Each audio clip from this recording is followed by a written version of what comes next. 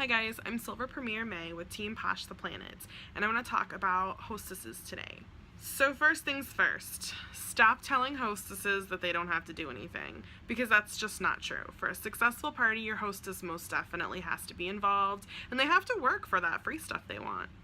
Something important to consider with your hostess is when and where and how you're going to have your party. So she knows her friends and her family and her acquaintances the best, so she really needs to determine what would work for them. Will Facebook, will in person, will both a combination hybrid work? Will taking some stuff to her office and having a Facebook party bridge the gap between people she knows at work but doesn't have on her Facebook feed? Now, the date and time is still really important to the hostess because she has to be there. Also important is to get a feel for what interests the hostess, because that's what she's going to be able to talk to her friends about. That's what she's going to be just as passionate about in her party as you are in general about Posh, because you can be the best scriptwriter, you can have the best graphics, and you can give out the most perfect sample packs. But if it's not what your hostess gets excited about, then she's not going to share her passion with her friends. And that's who they listen to, the hostess. The hostess really is what bridges that gap between complete stranger trying to sell me something and awesome, amazing product that I must have in my life. So I like to do hostess packets.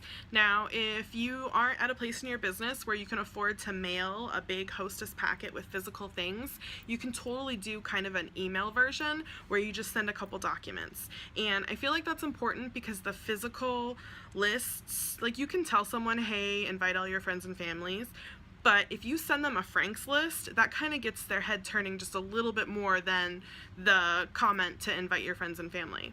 If you do send a physical hostess packet, I like to ask the hostess how many people she sees on a normal day that she might like to share Posh with, because this gets sample packs in the hands of people at a much cheaper rate than mailing them individually.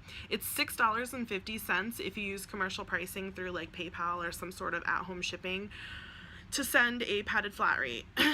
You can fit a lot of sampler packs in that padded flat rate compared to sending out a sample pack individually for maybe 6 to 8 people.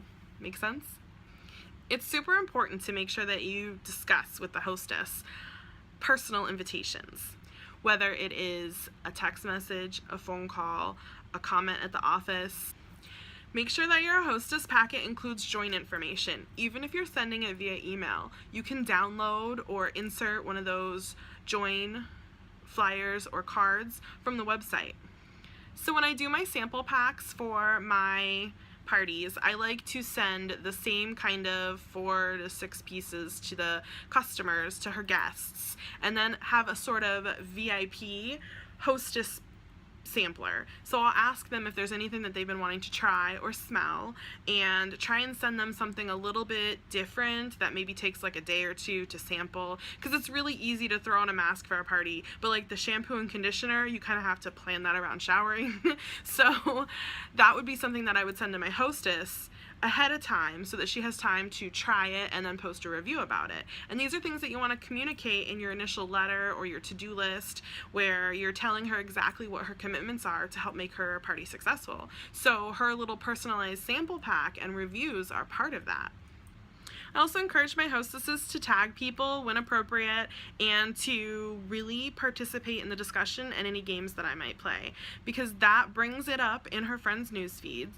That gives it kind of credit that doesn't exist without the gap being bridged, and it makes it fun because this is a party. So the whole point is for her and her friends to get together online and chat and discuss and share and tag each other and have fun. I hope these tips helped you guys. Good luck with your next hostess.